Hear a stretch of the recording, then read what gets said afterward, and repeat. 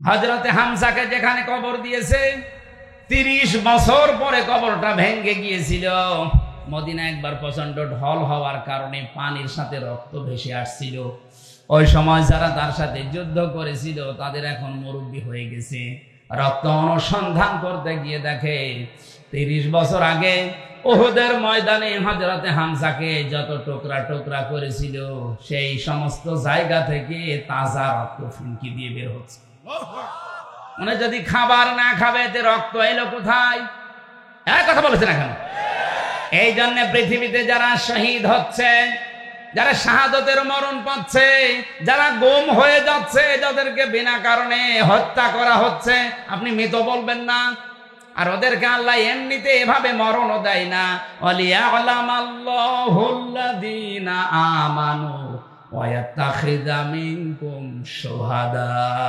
সূরা আলে ইমরানের 140 নম্বর আয়াতের শেষের দিকে আছে, কিছু মানুষের জীবন যৌবন, কিছু মানুষের কর্মজীবন আমি আল্লাহর কাছে ভালো লাগে, ওদেরকে শাহাদতের মরণ দিয়ে আমি আল্লাহ ধন্য করি। জোরে বলেন সুবহানাল্লাহ।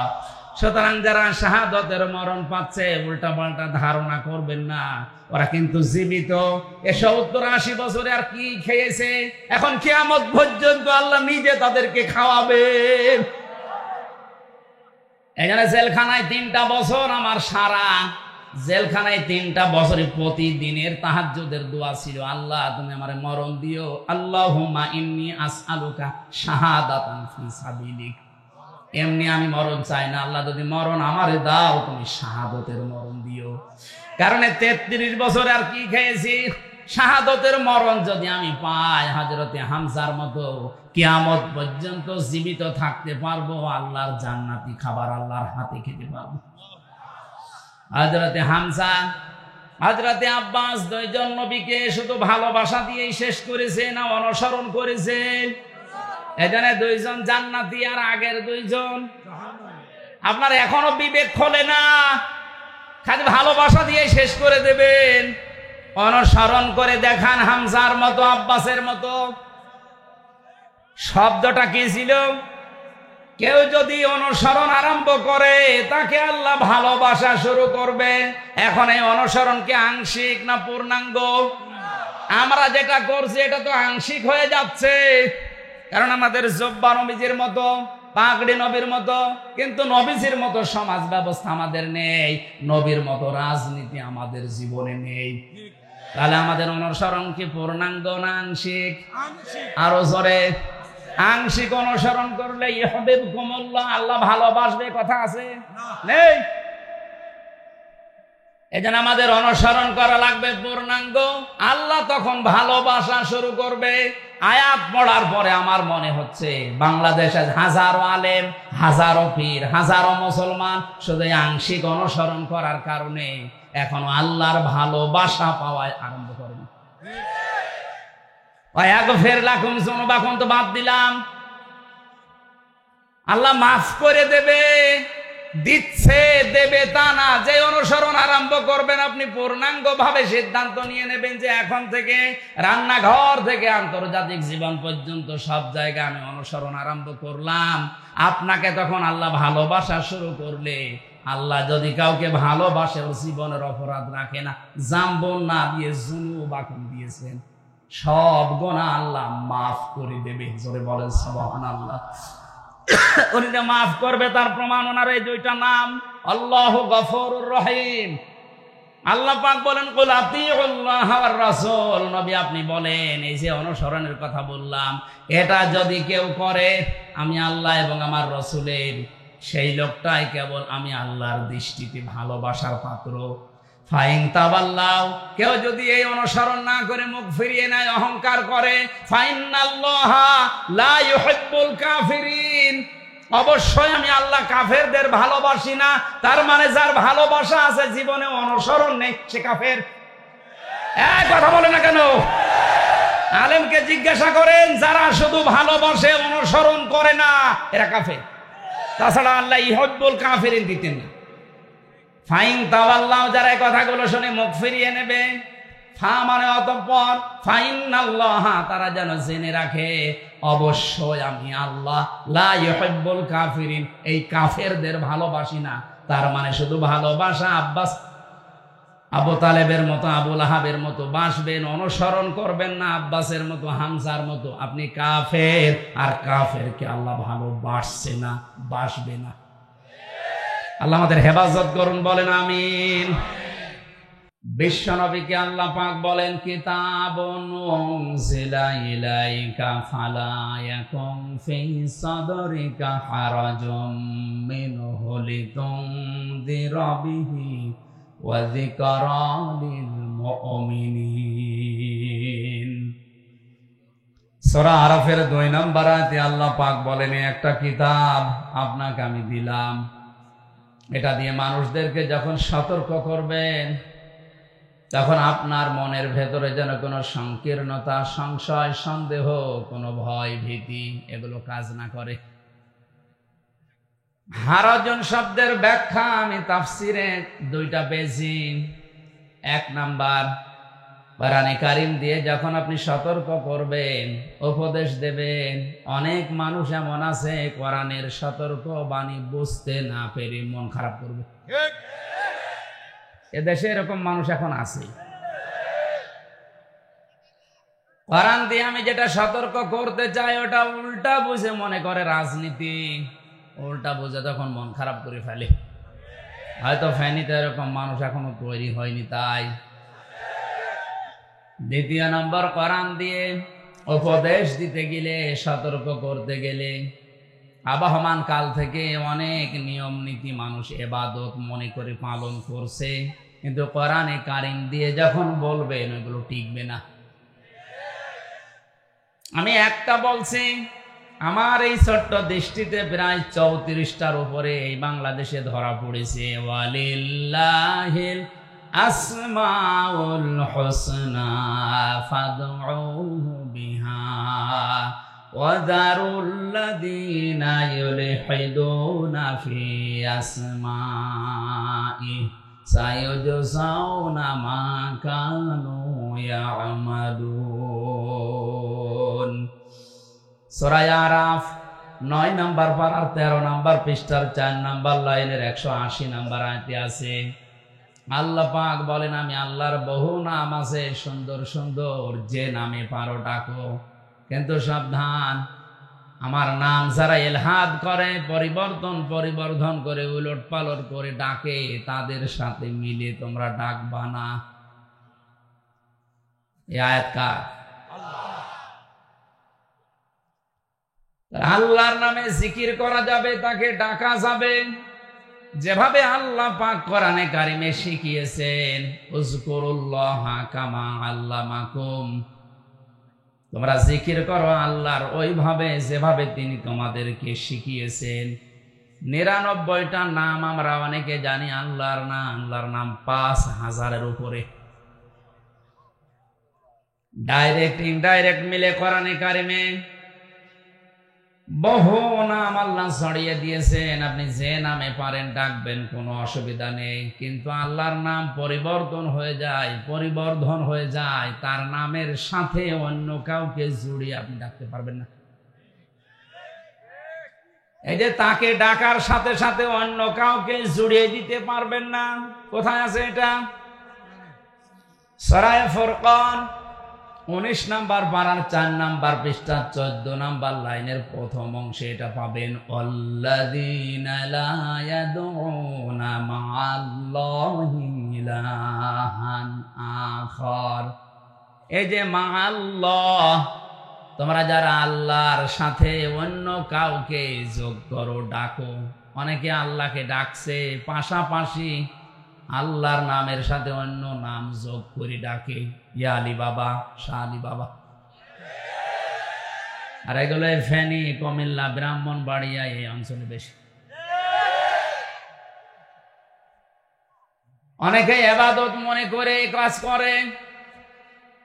কোরআনে কারিমের তাফসীর করতে গেলে এগুলো টিকবে না, আল্লাহ জানে। হে নবী, আপনি যখন কোরআনের তাফসীর করবেন ওই নিয়ম নীতিগুলো সব উল্টিয়ে যাবে। যারাই দাওয়াত দিয়েছিল আপনাকে, কথা বলার জন্য নিয়ে এসেছিল, এই মানুষগুলো তখন মন খারাপ করবে। আমার মনে হয় যে দুইটা ব্যাখ্যা বললাম বাংলাদেশের জন্য এখন খাপের খাপ। কথা বলে না, একদম মিলে যাচ্ছে না। তাফসীর করতে গেলে অনেকের কাছে রাজনীতি মনে হয়, না বুঝে মন খারাপ করে। অথচ কোরআনে কারিমের যে নিয়ম নীতি দিয়ে রাজনীতি করার কথা, ওইটা বাদ দিয়ে যদি কেউ রাজনীতি করে, ওইটা তখন দুর্নীতি হয়ে যায়। দ্বিতীয় নম্বর, আবহমান কাল থেকে অনেক নিয়ম নীতি, বিশেষ করে বাংলাদেশ, ভারত আর পাকিস্তান, এই তিনটা দেশে মানুষ ইবাদত মনে করে চালায়, আর এর পেছনে কিছু ভণ্ড পীর রয়েছে। একটা হাদিস বলছি 15 সেকেন্ডে, খুব খেয়াল করেন। তিরমিজি শরীফের হাদিস। বিশ্বনবী বলেন, যারা দ্বীনের ভেতরে নতুন কিছু আবিষ্কার করে ইবাদত মনে করে চালিয়ে দেয়, এটা হচ্ছে বেদাত। এটা আরো জোরে, বেদাত যারা দুনিয়ায় করবে, বুঝে হোক না বুঝে হোক। অনেকে মনে করে যে আমি বুঝি না তাই করি। আপনি বোঝেন না কেন? এটা আপনার অপরাধ। বিশেষ করে আমাদের এই দেশে কারা যেন ছড়িয়েছে যে জানি না তাই মানি না, কোনো অসুবিধা নেই, বলতে পারবো আল্লাহর কাছে যে আল্লাহ জানতাম না। এটা শয়তান। কারণ ইসলামের কোন বিধান জানাও ফরজ, মানাও ফরজ। এই কথা বলেন না কেন? আপনি জানেন একটা ফরজ আদায় হয়ে গেছে, মানেন না, আর একটা ফরজ আদায় হয়নি, এর জন্য আপনার গুনাহ হবে। আপনি জানেন না কেন? আপনি জানেন না, এটা আপনার অপরাধ। অপরাধ করলে কি হয়? আরো জোরে বলেন। এই জন্য আপনি যে জানেন না, এই দোহাই দিয়ে আপনি বাঁচতে পারবেন না। অনেক মানুষ ছড়িয়ে দিয়েছে যে জানার নাম ইসলাম না, মানার নাম ইসলাম। এটা আর একটা শয়তানি। আরে ভাই, আপনি যদি নাই জানেন তে মানবেন কি? এজন্য পৃথিবীর কোন ফরজ আল্লাহ সর্বপ্রথম নবীজিকে দেননি যে নামাজ পড়েন, রোজা রাখেন, হজ করেন না। সর্বপ্রথম আল্লাহ ফরজ দিয়েছেন ইকরা, পড়েন। এক কথা বলেন না কেন? ইকরা শব্দের অভিধান দেখবেন, ইকরা মানে পড়ো, ইকরা মানে বোঝো, ইকরা মানে আমল করো, ইকরা মানে ওই জ্ঞানটা মানুষের কাছে ছড়িয়ে দাও। বিশ্ব নবীকে জিবরাইল যেদিন সর্বপ্রথম এসে দেখা দিয়ে বলেছিলেন, বলেন ইকরা, 3 বার তিনি বলার পর উনি পড়েননি, বলেছিলেন মা আনা বিকারি, আমি পড়তে জানি না। আলেম যারা আছেন তাদেরকে বলছি, 3 বার কেন বললেন আমি জানি না। 4বার যখন তাকে বুকের উপরে চাপ দিয়ে ফেরেশতা জিবরাইল বলেছে ইকরা বিসমি রাব্বিকাল্লাযী খালাক, পড়েন আপনার রবের নামে যিনি আপনাকে বানিয়েছেন। এবার বিশ্বনবী প্রশ্ন করেছিলেন, জিবরাইল এ কথাটা আগে বললে না কেন? আমি তো এতক্ষণে আশায় ছিলাম যে আমি পড়বো কার নামে, আমি কি পড়া শুরু করব, এতক্ষণ তো বলনি। যতক্ষণ তুমি বললে যে বিসমি রাব্বিকাল্লাযী খালাক, ওই রবের নামে পড়েন যিনি আপনাকে বানিয়েছে, আমার আর কোনো দ্বিধাদ্বন্দ্ব নেই, কোনো ভয় নেই, কোনো সংশয় নেই। আমি এবার পড়তে আরম্ভ করলাম। এক টানে তিনি জিবরাইলের সাথে 5টা আয়াত পড়েছিলেন। শিক্ষা কি আয়াতের?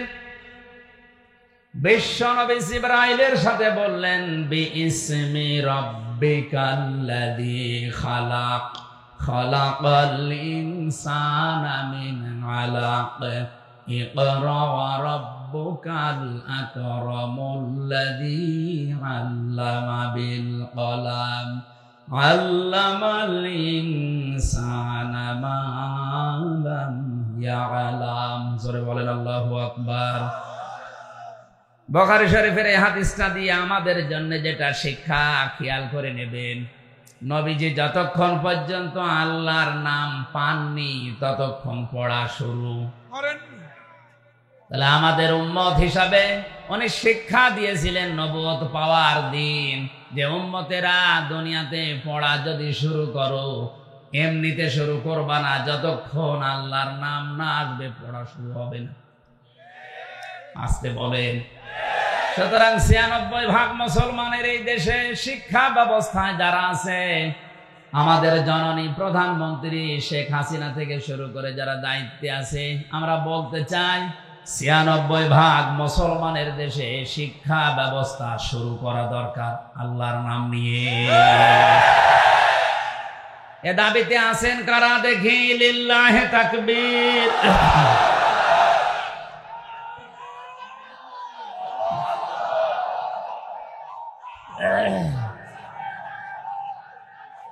আলহামদুলিল্লাহ ভাই,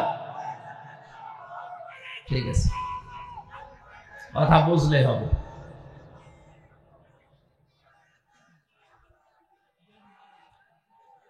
রবের নামে পড়া আরম্ভ করলে মানুষ মানুষ হয়। রব বাদ দিয়ে পৃথিবীর অন্য কারো কিছু নামে যদি মানুষ পড়ে, শিক্ষা অর্জন করবে, মানুষ বেঈমান হয়। আমি বাস্তবে চোখে দেখেছি, অজু করছে শিক্ষকে, ছাত্র পায়ে পানি ঢেলে দিচ্ছে। আমি এই চোখে এইটাও দেখেছি, বিশ্ববিদ্যালয়ে ক্লাস চলছে, ছাত্র জুতা দিয়ে পিটাচ্ছে শিক্ষক। ছাত্র তো দুইটাই, একটা মানুষের মতো মানুষ হয়েছে। এই যে কিছুক্ষণ আগে যে দুইটাকে দেখলেন, এগুলো মানুষের মতো মানুষ হবে। আমার মনে হয় এই শিক্ষাগুলো যদি ধরে রাখতে পারে, এই মেয়েটা, এই ছেলেটা কোনোদিন ওর বাবার মুখের উপরে তর্ক করবে না। সিস্টেম অপর পৃষ্ঠায় দেখুন, ভার্সিটিতে যে ছেলেটা জুতা দিয়ে পিটাচ্ছে, ওইটাও তো ছাত্র। কথা বলে না কেন? এইটার ভেতরে কোরআন আছে, এটা মানুষ হচ্ছে। ওটার ভেতরে কোরআন নেই, মাস্টার শেষ করার পর জানোয়ার হয়ে গেছে। এজন্য পড়া আরম্ভ করা দরকার। আগামী প্রজন্ম যদি আপনি রেখে যেতে চান সভ্য, নম্র, ভদ্র, আল্লাহর নামে, এজন্য শিক্ষা ব্যবস্থায় আমরা চাই বিসমিল্লাহির রহমানির রহিম দিয়ে, ইন্নাদ-দীনা ইনদাল্লাহিল ইসলাম দিয়ে, ইকরা বিইসমি রাব্বিকাল্লাযী খালাক দিয়ে যেন শুরু করা হয়। সর্বপ্রথম ফরজ আল্লাহ দিয়েছেন এই কারণে। এজন্য বেদাত যারা ঢুকিয়েছে তারা তো করছে, আপনাকে দিয়ে করাচ্ছে। আপনি বলেন আমি জানতাম না তাই এভাবে করেছি। না, আপনি জানেন না কেন? এজন্য বেদাত যারা করবে তাদের জন্য দুইটা শাস্তি। আল্লাহর নবী বলেন, যে লোকটা বেদাত করে আল্লাহ সঙ্গে সঙ্গে তার উপরে নারাজ হয়ে যায়। দ্বিতীয় নম্বর, কিয়ামতে যখন বিচার শুরু হবে, এই বেদাতকারীর জন্য নবীর সুপারিশ হারাম। আমি হাদিসটা পড়ার পরে চট্টগ্রাম বিশেষ করে এই বিভাগের দিকে মিলিয়েছি। অধিকাংশ মানুষ এই বিভাগে, এই 10-12টা জেলাতে এত বেদাত বেশি হয়, এরা নবীর সুপারিশ থেকে অধিকাংশ মানুষ জেনে হোক না জেনে হোক বঞ্চিত হচ্ছে। আপনি রাগ করলেও এটাই সঠিক। দ্বিতীয় নম্বরে, যারা জালিম শাসকের তোষামত করে চলে, এদের জন্য নবীর সুপারিশ হারাম। এটা এই দেশে এখনো শুরু হয়নি, এটা সব আমেরিকায় চলছে।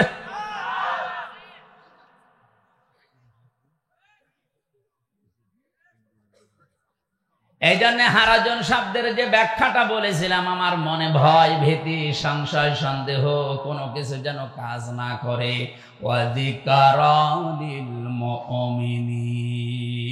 কারণ কোরআনে কারীম হচ্ছে মুমিনদের জন্য জিকির, উপদেশ।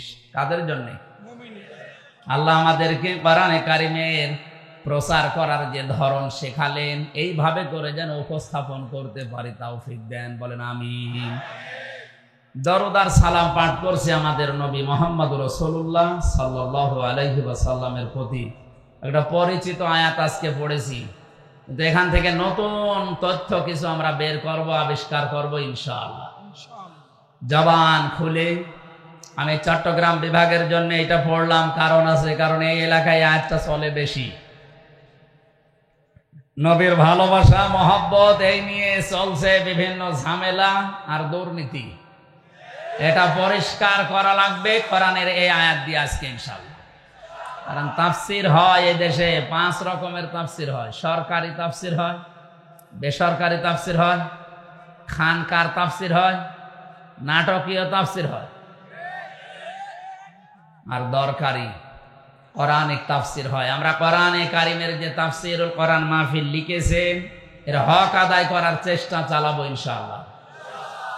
জবান খুলে কোরআনের সোনালী আয়াত পড়েন, আউযু বিল্লাহি মিনাশ শাইতানির রাজিম, বিসমিল্লাহির রহমানির রহিম।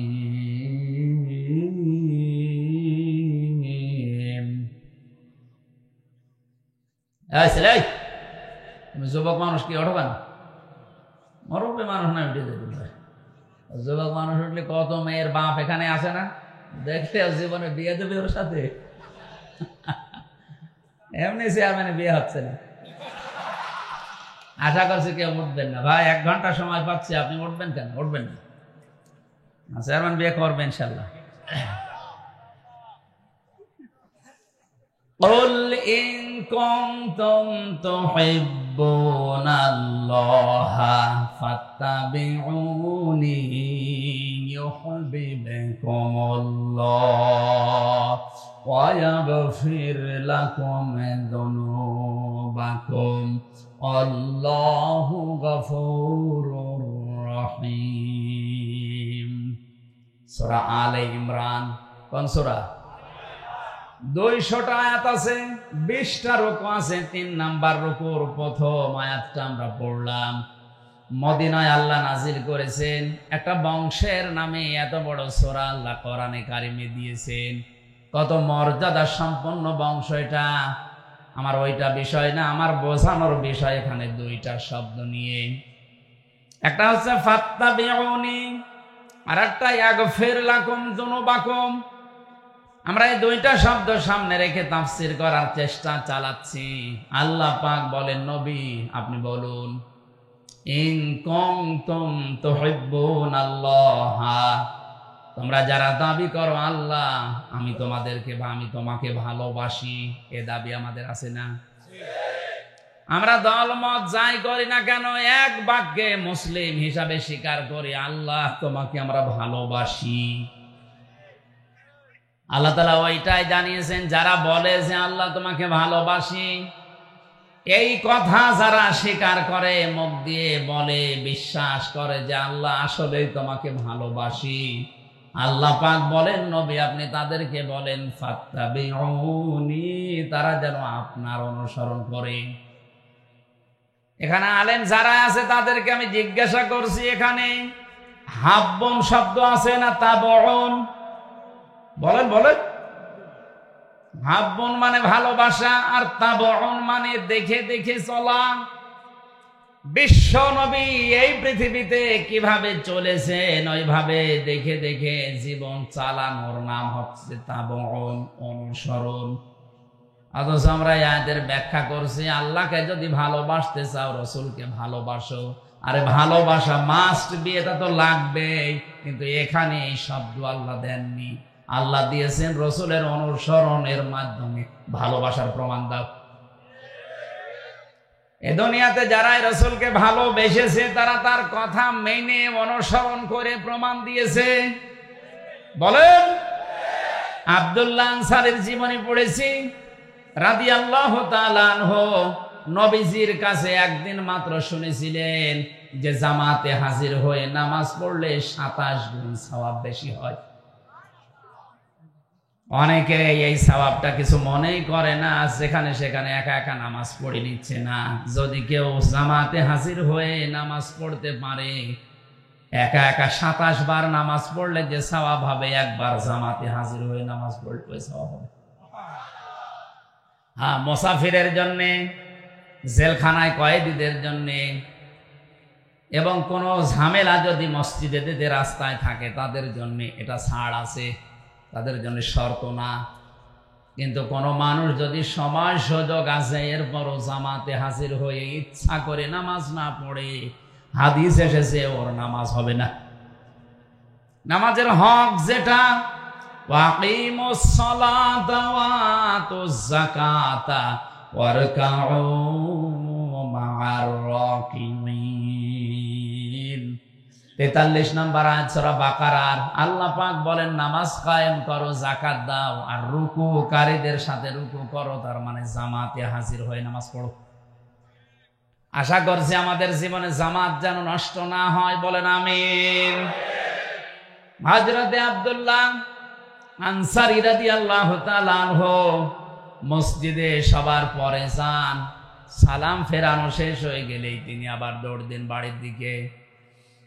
3 দিন হযরতে ওমর দৃশ্যটা লক্ষ্য করে নবীজির কাছে নালিশ দিলেন, হে রাসূল, এ আব্দুল্লাহ আনসারী বারবার নামাজে আসে ঠিক, সবার পেছনে আসে, নামাজ সালাম ফেরানো শেষ হয়ে গেলেই দৌড় দেয়।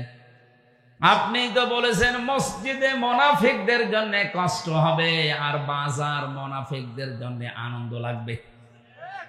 আপনি একটু জিজ্ঞাসা করেন তো ওনাকে। আল্লাহর নবী বলেন আন্দাজে কোনো কথা বলা, ধারণা করা ঠিক না, চলো দেখি। 4 জন সাহাবী নিয়ে নবীজি তার বাড়ির সামনে গিয়ে সালাম দিলেন, আসসালামু আলাইকুম ইয়া আহলাল বাইত। বাড়ির ভেতর থেকে 3 বার সালাম দেওয়ার পরে হযরতে আব্দুল্লাহ কাঁপতে কাঁপতে বের হয়ে নবীজি বললেন, আব্দুল্লাহ তুমি তো জানো আমি নবী যদি কারো উপরে রেগে যায়, রাগ করি, মন খারাপ থাকে, তাকে আল্লাহ জান্নাতে দেবে না, কেন 3 বার ডাকা লাগলো? সাহাবী বলে, হুজুর আমার কিছু কারণ আছে। বিশ্ব নবী বলেন, ওমর সহ কিছু সাহাবী তোমার নামে নালিশ দিয়েছে, তুমি সবার পেছনে যাও মসজিদে, সবার আগে তুমি নামাজ শেষ করে দৌড় দাও, কারণ কি? সাহাবী বলে, ইয়া রাসূলুল্লাহ, ইয়া হাবিবাল্লাহ, আমি মসজিদে যাই আপনার কথা শুনতে আমারও মনে চায়। আমরা স্বামী স্ত্রীর এমন একটা পোশাক আছে শুধু নামাজের, বাকি যে পোশাক আছে এগুলো দিয়ে নামাজ পড়া যায় না। এই জন্য আমার স্ত্রীকে ঘরের মাঝে পাশে একটা গর্ত করে ওখানে আমি রেখে যাই। নামাজটা শেষ করার পরে আমার মনে হয় শুধু নিজে বাঁচলে হবে না, হালকেও বাঁচাতে হবে। তাড়াতাড়ি করে নামাজ শেষ করেই চলে আসি। ওই পোশাকটা স্ত্রীকে দিয়ে বাকি যে ছেঁড়া ছেঁটা পোশাক আছে ওইগুলো নিয়ে আমি গর্তের ভেতরে বসে থাকি যতক্ষণ আমার স্ত্রীর নামাজ চলে। আপনি যখন প্রথম এসে ডাক দিয়েছেন তখন আমার স্ত্রীর নামাজে দাঁড়িয়ে, আমি তো জিজ্ঞাসাও করতে পারছি না যে শেষ করে দাও তাড়াতাড়ি, কারণ কথা বলছে কার সাথে? নামাজে দাঁড়ালে মানুষ কথা বলে, বিশ্বাস করেন সরাসরি আল্লাহর সাথে। নবীজি বলেন, সাহাবী তুমি জিজ্ঞাসা করলে ফাসজুদ ওয়াকতারিব, যে মানুষ কখন আল্লাহর নিকটে হয়ে যায়, যখন মানুষ সেজদা যায় নামাজে, ওই সময় আল্লাহর মাঝে আর বান্দার মাঝে কোনো পর্দা থাকে না। আমার স্ত্রী আল্লাহর সাথে ওদিকে কথা বলছে আর আপনি আমাকে ডাক দিয়েছেন, আমি এখন কি করব? দ্বিতীয়বার সালাম দিলেন, তখনও পর্যন্ত নামাজের শেষ হয়নি। তৃতীয়বার যখন সালাম দিয়েছেন সঙ্গে সঙ্গে ও আমার কাপড়টা ছেড়ে দিয়ে গর্তে প্রবেশ করেছে। এই দেখেন এখনো ভালোভাবে কাপড় পরতেও পারি নাই, জলদি করে চলে এসেছি, আমারে মাফ করেন। নবীজি কেঁদে ফেললেন, পাশে যারা দাঁড়িয়ে আছে সবাই কাঁদতেছে। বিশ্ব নবী বলেন, এত কষ্টে আছো এরপরও তুমি জামাত ত্যাগ করো না। উঠানের দিকে তাকিয়ে দেখলেন একটা শিশু বাচ্চাকে 8-10 বছর বয়স হবে শিকল দিয়ে চেন দিয়ে বেঁধে রেখেছে গাছের সাথে। নবীজি বললেন, তোমার কথা শুনে আমার ভালো লেগেছে, কিন্তু বাচ্চার উপরে জুলুম করো কেন? সাহাবী বলে, ইয়া রাসূলুল্লাহ, এ বাচ্চাটা আমার। ওই যে একটা খেজুর গাছ দেখতে পাচ্ছেন বাঁকা, ওটা আমার না, ওটা ইহুদির বাগানের, বাঁকা হয়ে আমার উঠানের উপরে এসেছে। পাকা খেজুর ওখান থেকে পড়ে, এই কারণে আমার ছেলেটাকে আমি বেঁধে রাখি, কারণ আমি কর্মজীবনে বাইরে গেলে আমার স্ত্রী ছোটাছুটি করতে পারে না, ছোট মানুষ না বুঝে ইহুদির বাগানের খেজুর খেয়ে ফেলবে। আমি আপনার মুখে শুনেছি, লা তাদখুলুল জান্নাতা জাসাদুন গুজিয়া বিল হারাম, ওই শরীর জান্নাতে যাচ্ছে না, যাবে না। তাদখুল মুজারে, বর্তমান ভবিষ্যৎ, প্রেজেন্ট ফিউচার। জান্নাতে ওই শরীর যাচ্ছে না, যাবে না, কখনোই যাওয়া সম্ভব না। জাসাদুন গুজিয়া বিল হারাম, যার এই 3.5 হাত বডি হারাম দিয়ে লালিত পালিত হয়। আমি আপনার মুখে এটাও শুনেছি, কারো জিনিস না বলে নেওয়া, না বলে খাওয়া, এর নাম চুরি। এর নাম চুরি। আরো জোরে বলেন। আপনার এই কথাগুলো আমার মাঝে মাঝেই মনে হয়। এ কারণে আমার সন্তান না বলে ইহুদির বাগানের খেজুর খাওয়া, তার মানে চুরি করে খাওয়া হবে। একটা হারাম জিনিস খেয়ে ওর শরীরে রক্ত মাংস তৈরি হবে, ওটা জান্নাতের জন্য হারাম হয়ে যাবে, জাহান্নামের জন্য ওয়াজিব হয়ে যাবে। এই কারণে ছেলেটাকে আমার কষ্ট হয়, বেঁধে রাখি যতক্ষণ আমি কর্মজীবনে থাকি। ফেনীবাসী, এই হাদিস শুধু শোনা না, বাস্তবে নিজের জীবনের সাথে প্র্যাকটিক্যাল লাইফে একটু মিলান তো। তারা নবীকে ভালোবেসেছে, মহাব্বত করেছে অনুসরণের মাধ্যমে তার কথাকে। কথা বলে না কেন? আর আমরা এমন আশেকে রাসূল হয়ে দাঁড়িয়ে আছি, নবীজির জীবনের যে কথাগুলো ছিল ওগুলো আমাদের জীবনে নেই। আন্দাজে শুধু জিলাপি আর খিচুড়ি খাওয়ার জন্য মহব্বত দেখায়। আমি তো আমার এই ছোট্ট জীবনে 33 বছর বয়স, আমার যতটুকু আমি বুঝছি, এই দেশের যত ইবাদত বেশিরভাগ সব খাওয়া ভিত্তিক। সবে বরাতে খাওয়া, এক কথা বলে না কেন? সবে মেরাজে খাওয়া, লাইলাতুল কদরে খাওয়া, দুই ঈদে খাওয়া, মানুষ মরে গেলে খাওয়া, জন্মদিনে খাওয়া, মৃত্যুদিনে খাওয়া ছাড়া কি আছে? আর আমি যা দেখছি এই দেশের মুসলমান, বিশেষ করে এখানে আর ভারতে, আমি যতগুলো রাজ্যে ঘুরলাম, এই দুইটা দেশের মুসলমানেরা অন্য কিছু যদি নাও জানে, কি করে খাওয়া লাগে এটা জানে। আমার দাদা একটা গল্প বলতেন, এক মুসলমান, এক খ্রিস্টান আর এক ইহুদি, তিনজন মিলে দোস্তি করে সারাদিন ঘোরাঘুরি করে বলছে খোদা লেগে গেছে, খাবার নিয়ে আসে। দোকান থেকে পাউরুটি নিয়ে এসেছে। মুসলমান বলছে আমরা ভাগ করে খেয়ে নেই। ভাগ করে খাওয়ার পরে একটা রুটি বেঁচে আছে। ইহুদি খ্রিস্টান বলে এখন তো খেলাম, বাকিটা রেখে দেন, পরে যখন খোদা লাগবে খাওয়া যাবে। মুসলমান বলছে কোনো অসুবিধা নেই, এই গাছের নিচে আমরা সবাই ঘুমিয়ে পড়ি, ঘুমের ভেতরে যে আশ্চর্য স্বপ্ন দেখবে সে ওই রুটি খাবে। ঠিক আছে, সবাই ঘুমায়, ওর তো ঘুম আসে না।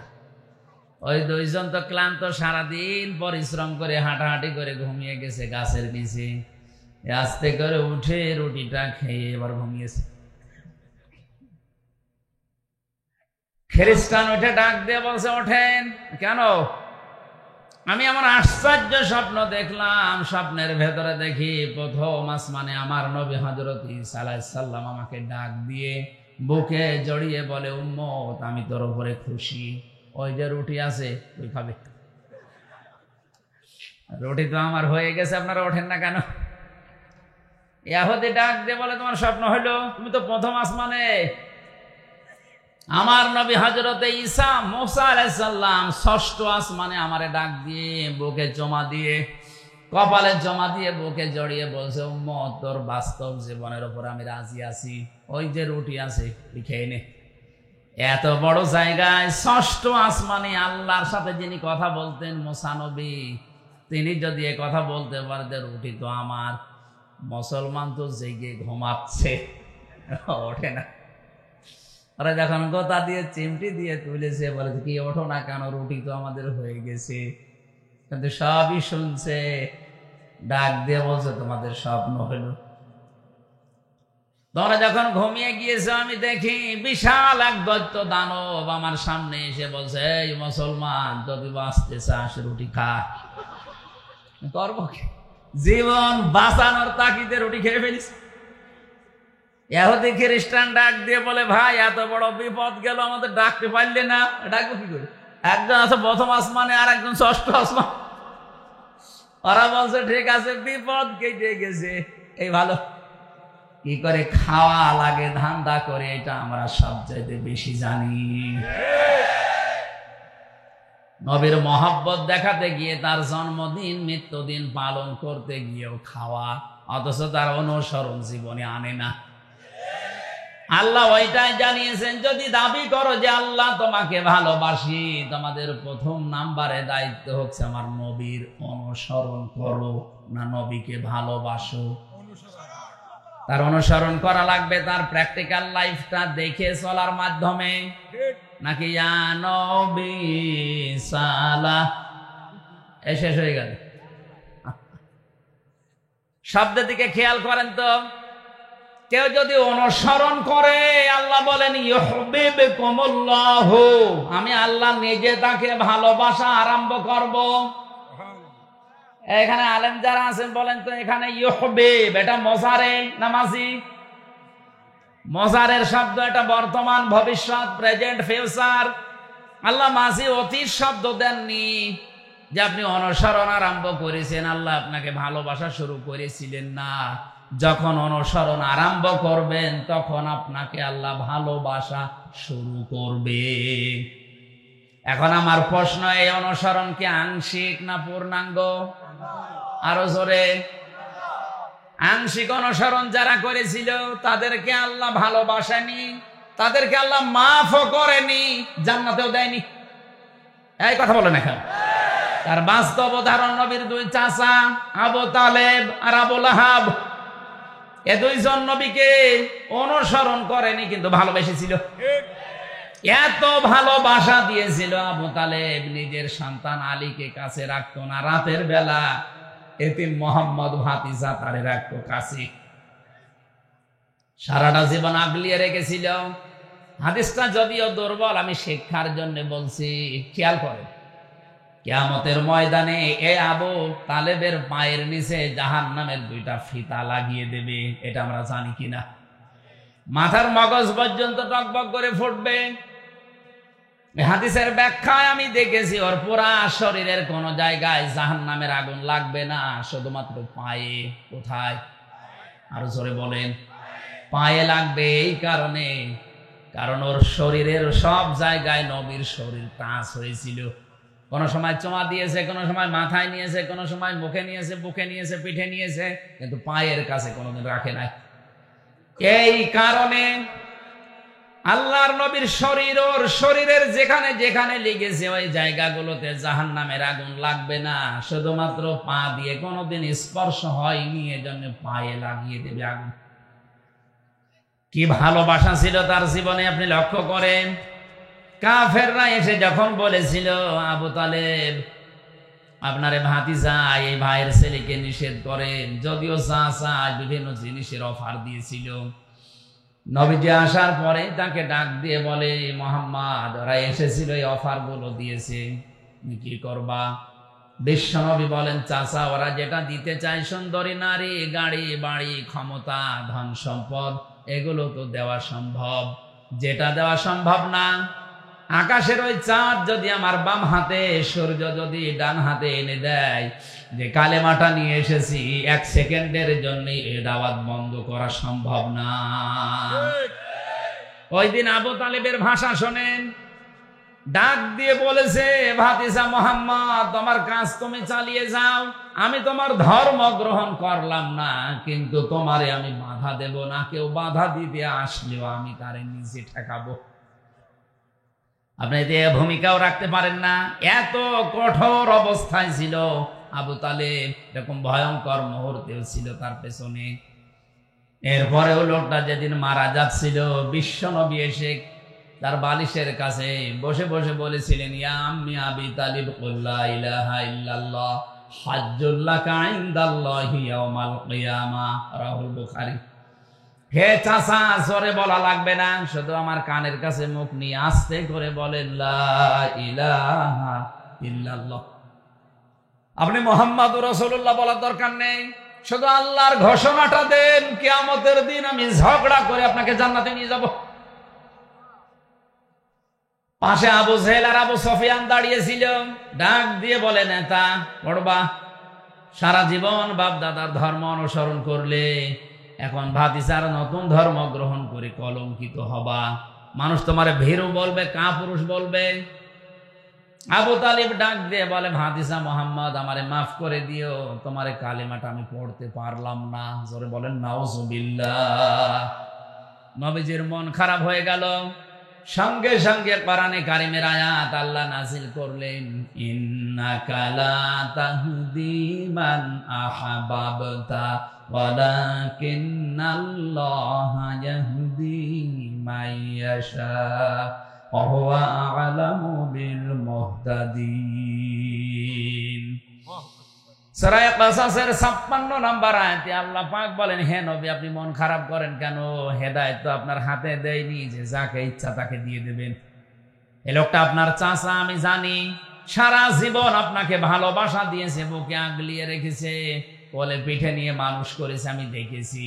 কিন্তু লোকটা আপনার অনুসরণ করে নাই, এই জন্য আমি আল্লাহ ওকে মাফও করি নাই। হেদায়েত কে পাবে ওটা আপনার চাইতে আমি আল্লাহ ভালো জানি। এরপরেও নবীজি ওর কবরের পাশে দাঁড়িয়ে দুহাত তুলে দোয়া করেছে, রব্বুল আলামিন তুমি আমার চাচা আবু তালেবকে মাফ করে দাও, কারণ তার যে শ্রম, তার যে কষ্ট আমার জীবনে আমি তো দেখেছি, তুমি আমার চাচাকে মাফ করে দাও। সঙ্গে সঙ্গে জিবরাইল এসে বলে, হে নবী হাত নামান। কার জন্য হাত তুলেছেন? মা কানা লিন-নাবিয়্যি ওয়াল্লাযীনা আমানু আইয়াস্তাগফিরু লিল-মুশরিকিন ওয়ালাউ কানু উলি কুরবা মিন বা'দি মা তাবায়্যানা লাহুম আন্নাহুম আসহাবুল জাহিম। সূরা তাওবা 113 নম্বর আয়াত আল্লাহ পাক বলেন, হে নবী হাত নামান। কার জন্য হাত তুলেছেন? এ লোকটা আপনার চাচা, এটা তো আমি জানি। আপনাকে সারা জীবন ভালোবেসেছি, আমি দেখেছি। কিন্তু লোকটা তো মুশরিক। লোকটা কি? মুশরিক। কোন নবীর জন্য, কোন ইমানদারের জন্য জায়েজ না, শোভনীয় না, উচিত না, এটা বৈধ না যে কোন মুশরিকের জন্য আমি আল্লাহর কাছে ক্ষমা চাবি। কাকে বলছে? নবীকে। বলেন বলেন। নবীজিকে যদি এ কথা বলতে পারে, ওয়ালাউ কানু উলি কুরবা, যদিও নিকট আত্মীয় হয়, এটা আপনার, তাও আপনি পারবেন না। অথচ বাংলাদেশে টাটকা মুশরিক মরে যায়, আমরা দোয়া করে জান্নাতে দিয়ে আসি, মনে হয় কন্ট্রাক্টর নিয়েছে। আর ওরাও পাগল, ওরা মনে করে না এত বড় হুজুর দোয়া করছে আল্লাহ জান্নাত দেবে। নবীর হাত আল্লাহ ফেরত দিচ্ছে, আমির হামজার হাতের উপর বাড়ি মারবে না? কি বিশ্বাসে আরে আছে এই মানুষগুলো। এত ভালোবাসা সারা জীবন দেওয়ার পরে নবীজির হাত যদি আল্লাহ ফেরত দেয়, চাচা মুশরিক, আর টাটকা মুশরিক মরে যায়। 14টা গরু জবাই করে আমরা দোয়া করে জান্নাতে দিয়ে আসছি। জান্নাত বাবার নাকি? এই ধোঁকা দিয়ে বোকা বানিয়ে রেখেছে অনেককে। এটা থেকে বেরিয়ে আসেন। ভালোবাসা দিয়ে যদি জান্নাত পাওয়া যেত, আবু তালেবকে জান্নাত দেওয়া লাগতো। ওর অনুসরণ ছিল না। কি ছিল না? অনুসরণ। আর একজন চাচার নাম আমরা জানি, আবু লাহাব। এই লোকটা এত ভালোবেসেছিল নবীর জন্মের সময়, বিশ্ব নবীর জন্মের দিন ওর নিজের টাকায় ক্রয় করা বাদী দাসী সুয়াইবিয়া এসে ডাক দিয়ে বলেছে, মালিক আপনার মরা ভাই আব্দুল্লাহর একটা সন্তান হয়েছে। আবু লাহাব ডাক দিয়ে বলে, দেখো জীবনে কোনোদিন তুমি আমার কথার অবাধ্য হয়ে বাড়ির বাইরে যাওনি। আজকে কোথায় গিয়েছিলে? যেই বলেছে আপনার মরা ভাই আব্দুল্লাহ, সে যদি থাকতো বেঁচে আজ অনেক খুশি হতো। সে যেহেতু নেই, আমি দৌড়িয়ে গিয়েছিলাম আমিনার ঘরে, তার একটা চাঁদের মতো ফুটফুটে সন্তান এসেছে। এই খবরটা আপনাকে আমি দেওয়ার জন্য দৌড়িয়ে এসেছি। আবু লাহাবের রাগ ছিল, এরপর সঙ্গে সঙ্গে ভাতিজার কথা শোনার পরে ওই সময় ডাক দিয়ে বলেছে, সুয়াইবিয়া আমার ভাই আব্দুল্লাহ থাকলে অনেক খুশি হতো। ভাই যখন নেই, আমি তো এই ছেলেটার চাচা, এত খুশির সংবাদ আমারে দিলে, এই 2টা আঙ্গুল দিয়ে বলেছিল তোরে আমি মুক্ত করে দিলাম, যা তোর আর আমার বাড়িতে কাজ করা লাগবে না। বলেন তো কত ভালোবাসা থাকলে নিজের টাকায় কেনা এত বড় একটা বাদীকে মুক্ত করে দিতে পারে? আপনি তো 2 টাকাও দিতে চান না। ভালোবাসা কম ছিল না, কিন্তু তার বিরুদ্ধে আমার আল্লাহ কোরআনের আয়াত নাজিল করেছে। যখনই বিশ্বনবী কালেমার দাওয়াত দিয়েছে, লোকটা অনুসরণ করে নাই, আগের ভালোবাসাও ভুলে গেছে, অনুসরণ বাদ দিয়ে পাথর মেরেছে। কথা বলে না কেন? তাব্বা লাকা লিহাযা জামাতানা, পাহাড়ের ওই পাদদেশে দাঁড়িয়ে এই লোকটাই সর্বপ্রথম পাথর তুলে নবীর দিকে এইভাবে নিক্ষেপ করেছিল। তাফসিরে হাক্কানিতে আমি পড়েছি, পাথরটা নবীজির শরীরে লাগে নাই, সামনে পড়েছিল। খেয়াল করেন আলেম যারা আছেন, পাথরটা কিন্তু নবীর শরীরে লাগে নাই, সামনে পড়েছিল। যেহেতু সর্বপ্রথম পাথর তুলে এভাবে নিক্ষেপ করেছে, আল্লাহ এত বেশি রাগ করেছিলেন ওই সময়, ওরা কোরআনের ভেতরে ওর নামে আল্লাহ একটা সূরা নাজিল করেছেন, তাব্বাতে ইয়াদা আবি লাহাবি ওয়া তাব। আল্লাহ পাক বলেন ধ্বংস হয়ে যাক আবু লাহাবের দুই হাত এবং সে নিজে, এবং ধ্বংস হয়েছে। খেয়াল করেন তো শব্দের দিকে, আবু লাহাব পাথর নিক্ষেপ করেছিল কয় হাত দিয়ে? আল্লাহ এখানে কয় হাতের নাম দিয়েছেন? ইয়াদা নেছিল, শব্দটা নুন পড়ে গেছে। ইয়াদা শব্দের শাব্দিক অর্থ হচ্ছে দুই হাত। আল্লাহ অবিচার করে ফেলেছে আবু লাহাবের উপরে। ভালো করে বলেন না, মানে ও তো পাথর নিক্ষেপ করেছিল এক হাত দিয়ে, ধ্বংস করলে এক হাত করবে, দুই হাত করলো কেন? আপনি যে কোনো জিনিস এভাবে তুলে যদি ছুঁড়ে মারতে চান, দেখবেন এক হাত দিয়ে হয় না, এ হাতও নড়াচড়া করে। কথা বলেন না কেন? আল্লাহ পাক এইটাও সহ্য করে নবীর বিরুদ্ধে। এ হাত দিয়ে যদিও পাথর মেরেছে, পাথরটা শরীরে না লেগে সামনে পড়েছিল, কিন্তু এই হাত কিছুই করে নাই, শুধু নড়াচড়া করে সাপোর্ট দিয়েছে। এই জন্য এই হাতও আল্লাহ ধ্বংস করে দিয়েছে। আজ বিশ্বে যারা বিশ্ব নবী এবং তার আলেমদের বিরুদ্ধে এই হাত, ক্ষমতার হাত, সম্পদের হাত ব্যবহার করছেন, আর পেছন দরজা দিয়ে বাম হাতের মতো অনেকেই নাড়াচাড়া দিয়ে সাপোর্ট দিচ্ছেন। আমি নিচে নামলাম না, এরপরেও যদি না বোঝার ভান করে থাকেন, এদিকে আসেন। ওর যদি দুই হাতই ধ্বংস হয়ে যায়, আপনার কিছু থাকবে? ওর শুধু ধ্বংস হয়েছে তা না, মা গনা আনহু মালুহু ওয়া মা কাসাব। ও যা অর্জন করেছিল সম্পদ, ক্ষমতাও, কিন্তু মন্ত্রী ছিল, ওর কিচ্ছু কাজে আসে না নবীর বিরুদ্ধে অবস্থান নেওয়ার কারণে। ওর ভালোবাসা জীবনে কম ছিল। আরো জোরে বলেন। ও যে জাহান্নামে গেছে, আর কারো ফতোয়া লাগবে? এর পরবর্তী আয়াতে আল্লাহ বলেন সায়াসলা নারান যাতা লাহাব, অতি শীঘ্রই আমি আল্লাহ তাকে লেলিহান অগ্নিকুণ্ডে প্রবেশ করাবো। আল্লাহ যদি বলেন প্রবেশ করাবো, এখানে কোনো সন্দেহ? শুধু এতটুকু আল্লাহ শেষ করেনি, আমরাতুহু, তার স্ত্রীকেও দেব। আমার প্রশ্ন হচ্ছে, তার স্ত্রীর দোষটা কি? হ্যাঁ, স্ত্রীর দোষ ছিল এই, তলে তলে বিশ্ব নবীকে অপমান করার জন্য এই উম্মে জামিল নামে এই মহিলা স্বামীকে পরামর্শ দিত আর গোতাতো বাড়ি থেকে, যে এটা করেন, এটা করেন। আজ উম্মে জামিলের অনেক বোন আছে, অনেক খালা আছে, তারা নিজেরা হয়তো ওভাবে আলেমদের বিরুদ্ধে লাগে না, বাড়ির লোকদেরকে খোঁচায় যে এটা করতে পারো না। উম্মে জামিলকে আল্লাহ যদি আয়াত নাযিল করে জাহান্নামী ঘোষণা দেয়, আপনিও জাহান্নামী যদি আলেমদের পেছনে এভাবে লেগে থাকেন। দুইজন চাচার কথা বললাম, দুইজনই শুধু ভালোবাসা ভালোবাসা ভালোবাসা, অনুসরণ ছিল না।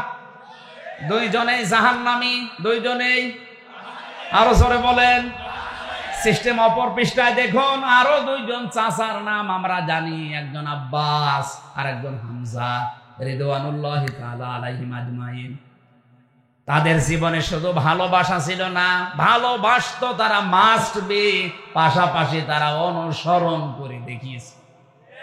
হযরতে আব্বাস যে নবীর অনুসরণ করেছে তার বাস্তব প্রমাণ মুসলিম শরীফের হাদিস। عن عباس رضي الله تعالى عنه قال قال النبي صلى الله عليه وسلم من سقى طعم الإيمان من رضي بالله ربا وبإسلام دينا وبمحمد صلى الله عليه وسلم نبيا ورسولا رواه مسلم কথা বলেন কেন হযরতে আব্বাস থেকে বর্ণিত তিনি বলেন কেউ যদি ঈমানের স্বাদ পেতে চায় দুনিয়ায় তিনটা কাজ তাকে করা লাগবে। এক নম্বরে যে আল্লাহকে রব পেয়ে খুশি আছে। এই হাদিসের প্রথম অংশ পড়ার পরে আমি যেটা বুঝি বাংলাদেশের ৯৬% মুসলমান ঠিক আছে, কিন্তু ৬% মানুষ আল্লাহকে রব পেয়ে খুশি নেই। এখন যদি বলেন এত বেশি ডিফারেন্স আপনি হিসাব করে দেখেন। আল্লাহকে রব পেয়ে যারা খুশি, রবের অর্থ ১৯টা। এর প্রথম অর্থ রব মানে আইনদাতা। রব মানে আমি কি এগুলো বানাচ্ছি? রব মানে আইনদাতা, যিনি বানিয়েছে তার আইন চলবে, এইটাই ফাইনাল। অথচ ৫৩ বছর পার হয়ে গেল, দেশটা স্বাধীন হয়েছে, ৯৬% আমরা মুসলমান বাস করি। ওই রবের একটা আইনও আজও এদেশে কায়েম নেই। আপনি রবকে রব পেয়ে খুশি আছেন কি করে? খালি মুখের কথা। আমার মাঝে মাঝে দাদা, আমার জেলখানায় থাকতে আমার দাদাটা মারা গেছে, অনেক কিছু গল্প বলতো শিক্ষামূলক। বলতো হামজা, এদেশে ৯৬% মুসলমান, ওটা শুধু আদমশুমারিতে আর ওই আগা কাটা আছে, তাছাড়া ৯৬% মুসলমান। ৫১% যদি মুসলমান বাংলাদেশে মান রাদিয়া বিল্লাহি রব্বা, এই হাদিস অনুযায়ী তৈরি হয়ে যায়, এই দেশে আল্লাহর আইন ছাড়া অন্য কিছু চলার কথা না। উদাহরণ দিতে গিয়ে বলতো, একজন গরিব মানুষ রিকশা চালায়, বহু কষ্ট করে ১ কেজি মাংস কিনেছে খাসির। বৌমাকে বলছে রান্না করো, আমি গোসল করে আসি। রান্না কমপ্লিট করে চিন্তা করছে দেখি কেমন লাগে, খেতে খেতে প্রায় সব খেয়ে ফেলেছে। শ্বশুর এসে বলছে কই দাও, মূলা দিয়েছে, আলু দিয়েছে, কিন্তু গোশত দেয় না। ডাক দিয়ে বলছে কই আসল জিনিস? শ্বশুর আব্বা বলবো কি, আপনি যখন গোসল করতে গেলেন, আমি রান্না কমপ্লিট করার পরে ঢাকনা দিয়ে ঢেকে রেখে পানি আনতে গেছি। পানি এনে দেখি ওই যে দুষ্টু বিড়াল সব খেয়ে ফেলিস, আর নেই। শ্বশুর মনে মনে চিন্তা করছে ১ কেজি মাংস রান্না কমপ্লিট, ঢাকনা দিয়ে ঢেকে রেখেছে, পানি আনতে গেল কয় মিনিট লাগে, এর ভেতরে বিড়াল খেয়ে ফেললো। একটি বিড়াল পাশে তাকিয়ে দেখে মিউ মিউ করছে, চেপে ধরেছে। ৪ হাত পা রাইট করে রশি দিয়ে বেঁধেছে, দাড়ি পাল্লা এনে ওজন দিয়ে দেখে ১ কেজি। বলছে বৌমা, এটা যদি বিড়াল হয় তাহলে মাংস কই? কারণ এই বিড়াল যদি ১ কেজি মাংস খায়, ওজন হবে ২ কেজি। আর এটা যদি মাংস হয় তাহলে বিড়াল কই? ৯৬% মুসলমান, শুধু আদমশুমারি আর ওই মুসলমানি দেওয়া এই। আর এখন তো অনেকেই, বিশেষ করে এই দেশে মুসলমানি দেওয়াকে এমন কায়দায় নিয়ে গেছে, এটা একটা ব্যবসা বানিয়েছে। ২০ বছর ছেলের বয়স, মুসলমানি দেয় না। কি চাচা, এত বড় ছেলে, টাকা পাবো কোথায়? টাকা নেই আমারও, ওরও, এই জন্য মুসলমানি দেয় না। একটা ছেলে মুসলমানি দিতে কয় টাকা লাগে? হ্যাঁ, আর ১,০০০ টাকা দিলে গোড়া থেকে কেটে বাদ দিয়ে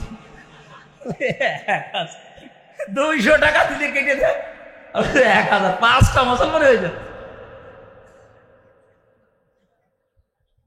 মুসলমানি দিতে পারছে না, কারণ কি এখনো বনভাজন করবে, পিকনিক করবে, টাকা কালেকশন করবে। এই কারণে শেষ পর্যন্ত এনজিও ব্যারাক বিভিন্ন সংস্থার কাছে টাকা নেয় সুদে, ৫০,০০০ টাকা নিয়ে ৩ দিন মাইকিং করছে যে আমার তাগড়া ছেলের মুসলমানি দিয়েছে। টাকা পয়সা তো কম ওঠে না, ভালো উঠেছে। সকালে ৪ দোকানে বসে হাসতেছে, লোকজন বলে কি চাচা এত খুশি? বাবাজি জানতাম না যে ব্যবসায় এত লাভ, মনে হচ্ছে আমি আরেকবার দিই। কি ব্যবসা পেয়েছে, এইটার নাম মুসলমানি। এইটা কেটে দিলে যদি মানুষ মুসলমান হয়, তাহলে ছাগল কি? ছাগল মুসলমান না? আমি হাসির খোরাকি দেওয়ার জন্য বলি নাই। 96% মুসলমান আমরা দাবি করছি, সারা বিশ্বে আমাদেরকে নামে জানে, যেখানে মুসলমান 96%, অথচ মানজাকাত আমাল ঈমান, আমরা ঈমানের স্বাদ পাই না, কারণ আল্লাহকে আমরা রব পেয়ে খুশি না। হযরতে আব্বাস রাদিয়াল্লাহু তাআলা আনহু আল্লাহকে রব পেয়ে খুশি, কথা বলেন না কেন? উনি আল্লাহকে রব পেয়ে খুশি ছিলেন। দ্বিতীয় নম্বরে ইসলামকে জীবন ব্যবস্থা হিসাবে পেয়ে উনি খুশি ছিলেন। আল্লাহর নবীকে আদর্শ পেয়ে উনি খুশি ছিলেন।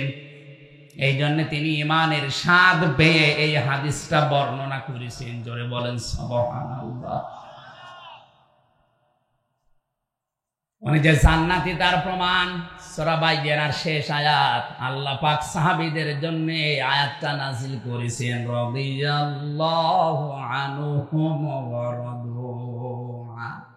আমি আল্লাহ এদের উপরে রাজি হয়ে গেছি, এরা যেমন আমার উপরে রাজি। তার মানে হযরতে আব্বাস শুধু ভালোবাসা দেননি, পাশাপাশি তিনি নবীর অনুসরণ করে দেখিয়েছেন, এই জন্য জান্নাতি। কথা বলেন না কেন? আর একজন চাচার দিকে তাকান, হযরতে হামজা। উনি শুধু ভালোবেসেছেন তা না, তার জীবনী পড়তে গিয়ে দেখেছি তাকে 70 টুকরা করেছে, তার লজ্জা স্থান পর্যন্ত 3 টুকরা করেছে, এরপরেও তিনি নবীর আদর্শ ছেড়ে দেননি। কথা বলে না কেন?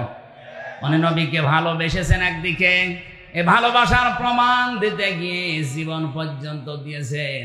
আল্লাহর নবীর আদর্শটা এত বেশি অনুপ্রাণিত হয়ে গ্রহণ করেছিলেন, যেদিন নবীজির মাথা ফাটা অবস্থায় দেখলেন, স্বীকার করে বাড়িতে আসার পরে তার স্ত্রী মুখ ভার করে বসে আছে, ডাক দিয়ে বলে, স্ত্রী মুখ ভার করে আসো। বলে, মুখ ভার করবো না, তোমার এতিম ভাতিজা মোহাম্মদকে আবু জেহেল রড দিয়ে মাথার উপরে পিটিয়ে রক্ত বের করে দিয়ে কাবার পাশে শুইয়ে রেখেছে। ওই অবস্থায় তীর ধনুক নিয়ে আবু জেহেলকে ওইভাবে আঘাত করার পরে নবীর কাছে গিয়েছে, ডাক দিয়ে বলে, মোহাম্মদ তোমাকে যেভাবে মেরেছিল আমি ঠিক ওইভাবেই মেরে এসেছি, তুমি কি খুশি হয়েছো? বিশ্ব নবী বলেন, চাচা আমি খুশি হতে পারলাম না। হামজা ডাক দিয়ে বলে, ভাতিজা কি করলে তুমি খুশি হবে বলো, আমি আজকে তাই করব। নবীজি বলেছিলেন, চাচা আপনি কি সত্যি আমাকে খুশি দেখতে চান? বলে, হ্যাঁ। আবু জেহেল না, এরকম হাজারো আবু জেহেলের মাথা ফাটিয়ে প্রতিশোধ নিলে আমি খুশি না। যদি আপনি আমার আদর্শটা মেনে নেন, আমার আনিত কালেমা যদি পড়তে পারেন, আমি খুশি হয়ে যাব। হযরতে হামজা ওই দিনই বলেছে, ভাতিজা প্রতিশোধে যখন তুমি বিশ্বাসী না, তোমার চরিত্র তো আমি আগে জানি, পেছনের দিকে আমি আর তাকালাম না, সব কিছু ছেড়ে দিয়ে তোমার আদর্শে অনুপ্রাণিত হয়ে আমি তোমার কালেমা স্বীকার করে নিলাম। হযরতে হামজাকে 70 টুকরা করে তার কলিজা বের করে চিবিয়েছে, 3 টুকরা করেছে লজ্জা স্থানের পরেও তিনি ছেড়ে যাননি। তিনি জান্নাতি না জাহান্নামী? তিনি যে জান্নাতি তার প্রমাণ কোরআনে কারীম। হযরতে হামজার ছোট একটা মেয়ে ছিল, জীবনী পড়তে গিয়ে দেখলাম সে এসে বলছে, হে রাসূল, হে আমার চাচাতো ভাই, আমার বাবা শহীদ হয়েছে, আমি শুনেছি বাবা শহীদ হয়েছে, আপনি আমারে বলেন বাবা শহীদ হলে তো জান্নাত পাওয়ার কথা, কারণ আমি কোরআনে পড়েছি, আলা তাহসাবান্নাল্লাযীনা কুতিলু ফি সাবিলিল্লাহি আমওয়াতা বাল আহইয়াউন ইনদা রাব্বিহিম ইউরযাকুন। সূরা আলে ইমরানে আল্লাহ পাক বলেন, হে নবী, যারা আমি আল্লাহর রাস্তায় শহীদ হয়, যাদেরকে হত্যা করা হয়, মানুষগুলোকে আপনি মৃত বলবেন না, এরা জীবিত। শুধু জীবিত না, এরা আমি আল্লাহর কাছে খাবার খাই। ধরে বলেন সুবহানাল্লাহ।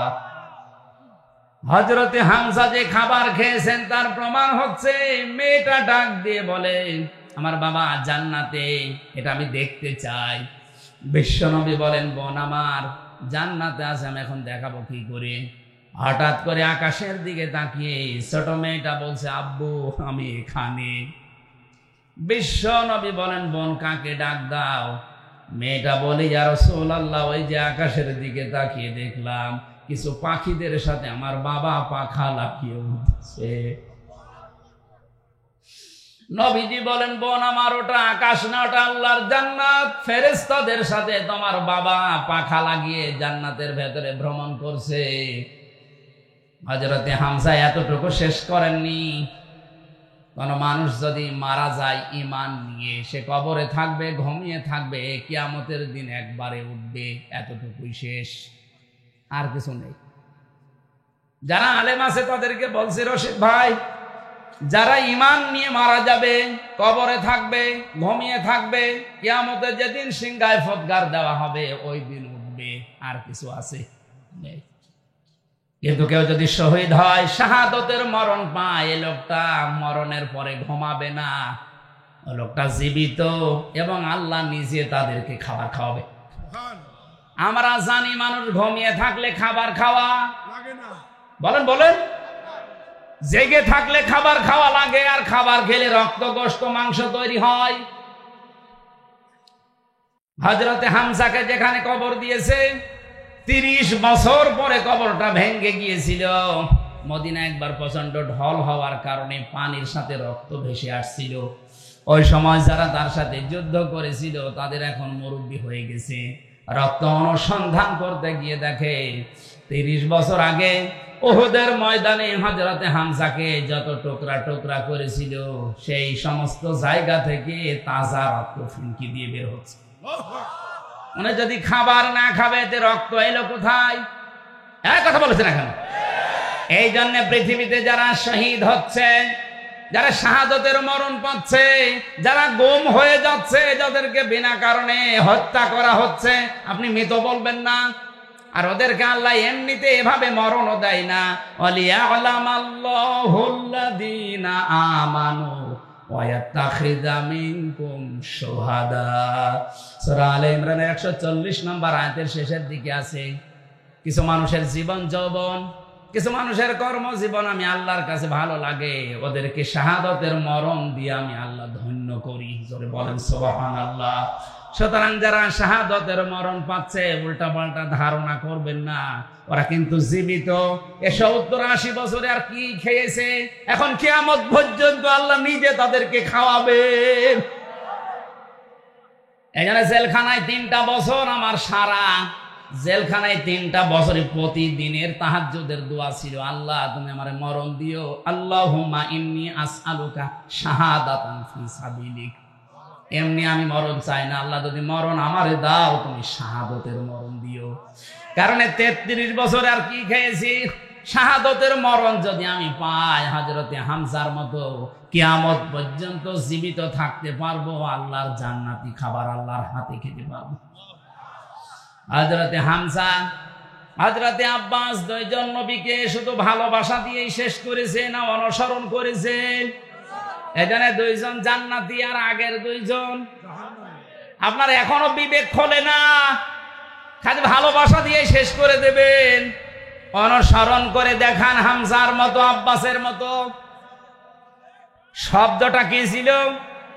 কেউ যদি অনুসরণ আরম্ভ করে, তাকে আল্লাহ ভালোবাসা শুরু করবে। এখন এই অনুসরণকে আংশিক না পূর্ণাঙ্গ?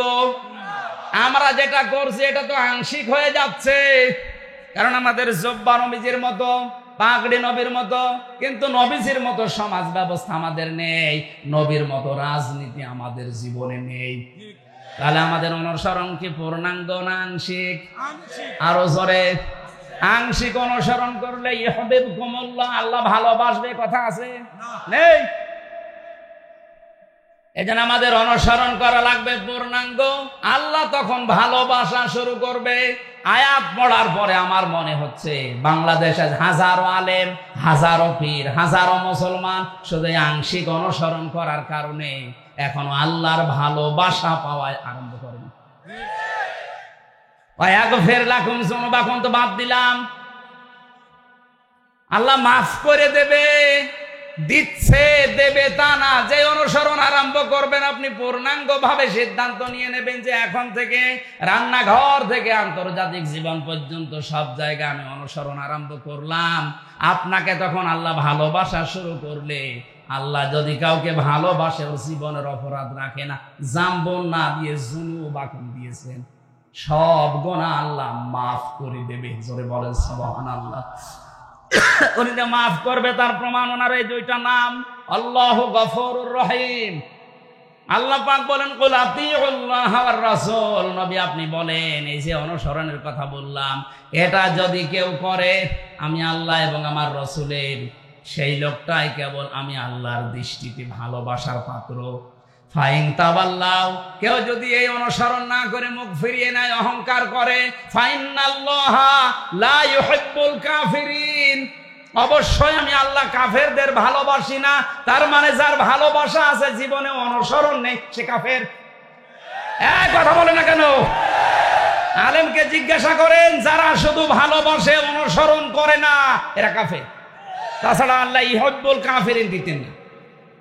ফাইন তাওয়াল্লাহ, যারা এই কথাগুলো শুনে মুখ ফিরিয়ে নেবে, ফা মানে অতঃপর, ফাইনাল্লাহ তারা যেন জেনে রাখে অবশ্যই আমি আল্লাহ লা ইউহিব্বুল কাফিরিন, এই কাফেরদের ভালোবাসি না। তার মানে শুধু ভালোবাসা আবু তালেবের মতো আবু লাহাবের মতো বাসবেন, অনুসরণ করবেন না আব্বাসের মতো হামজার মতো, আপনি কাফের। আর কাফেরকে আল্লাহ ভালোবাসছে না, বাসবে না। আল্লাহ আমাদের হেফাজত করুন, বলেন আমিন। 12টা পর্যন্ত কথা বলি, 12টায় বাজে। আমিন আজ যদি সামনে কোনো জায়গায় আসে আশপাশে, ব্যাখ্যা পরের শব্দগুলো করবো ইনশাআল্লাহ। সামান্য পড়ে এখন এটা হবে। টাকা পয়সা যদি কেউ নিয়ে এসে থাকেন, আপনারা দিয়েছেন আমরা জানি, এরপরও যাওয়ার সময় এনাদেরকে একটু দিয়েছি। আমি অনেকগুলো তথ্য লিখেছিলাম, প্রায় 2 পৃষ্ঠা। এই আয়াত সম্পর্কে হাজার হাজার কথা এখানে আছে, আমি সবগুলো বলতে পারলাম না, কারণ 12টা পর আমি কথা বলি না। আগামীতে সময় পেলে আমার আগে তুলে দেবেন। বারাকাল্লাহু লানা ওয়া লাকুম ফিল কোরআনিল আযীম। আল্লাহুম্মা আমিন। রব্বানা যালামনা আনফুসানা ওয়া ইল্লাম তাগফির লানা ওয়া তারহামনা লানাকুনান্না মিনাল খাসিরিন। রব্বুল আলামিন, ফেনী জেলার এই ময়দানের দিকে তাকিয়ে দেখো, হাজার হাজার বান্দা বান্দি কোরআনে কারীম রাত 12টা পার হয়ে গেছে, চাতক পাখির মতো তাকিয়ে আছে। তাফসীরুল কোরআন মাহফিলে যতটুকু বোঝার চেষ্টা চালিয়েছি আমরা, যতটুকু বুঝেছি, প্র্যাকটিক্যাল লাইফে আমল করার তৌফিক দাও। সওয়াব যদি দিয়েই থাকো, কোটি কোটি গুণে বাড়িয়ে নবীর রওজায় পৌঁছিয়ে দাও। তাম দুনিয়ার মাঠের নিচে যারা ঈমান নিয়ে ঘুমিয়ে গেল, আল্লাহ এদেরকে মাফ করে দাও। এই মোনাজাতটা বসে করেন ভাই, মোনাজাতটা বসে করেন, বসেন। আল্লাহুম্মা লা তারুদ্দানা খায়বিন, আল্লাহুম্মা লা তারুদ্দানা খায়বিন, আল্লাহুম্মা লা তারুদ্দানা খায়বিন। তাহাজ্জুদের এই সময়ে হাত তুলে বসে আছি, একেবারে খালি হাতে ফেরত দিও না। মনের ভেতরে যার যে কামনা বাসনা আছে, আল্লাহ জায়েজ আশাগুলো পূর্ণ করে দাও। মাহফিলের সম্মানিত সভাপতি, মাহফিলের প্রধান অতিথি, বিশেষ অতিথি যারা এসেছে, কোরআনের ইজ্জতে এদেরকে ওমরের মতো বানিয়ে দাও। সম্মানিত মা বোনেরা পর্দার আড়ালে বসে আছে, খাদিজার মতো, আয়েশার মতো জীবন তাদেরকে দান করো রব্বুল আলামিন। 3টা বছর অন্ধকার প্রকোষ্ঠে ছিলাম, বাইরে যখন তুমি বের করে দিয়েছো, আমার কণ্ঠটা তুমি আবার ফিরিয়ে দাও, আমার এলেম তুমি বাড়িয়ে দাও, আমার শরীরটা তুমি শেফায়ে কামেলা জেলা দান করো। সহজ সরল ভাষায় কোরআনের কথাগুলো তোমার বান্দা বান্দীদেরকে বলতে পারি অল্প সময়, সেই তৌফিক ভিক্ষা দাও। বারাকাল্লাহু লানা ওয়া লাকুম ফিল কোরআনিল আযীম। প্রশাসনের যে ভাইগুলো আজকের মাহফিলের জন্য সহযোগিতার হাত বাড়িয়েছে, বিভিন্ন কায়দায় যারা সাহায্য করেছে, কবুল করো।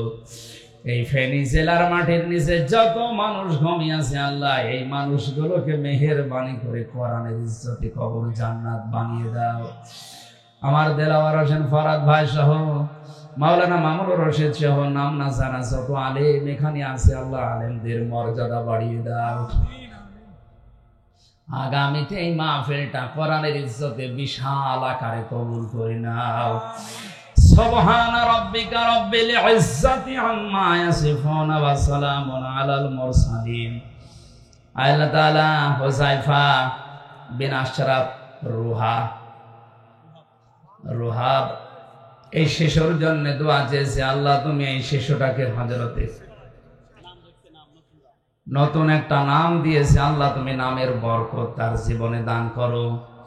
মরণ কখন আসে আমরা জানি না, যখনই মরণ আসবে একবার হলেও যেন পড়ি লা ইলাহা ইল্লাল্লাহু মুহাম্মাদুর রাসূলুল্লাহ।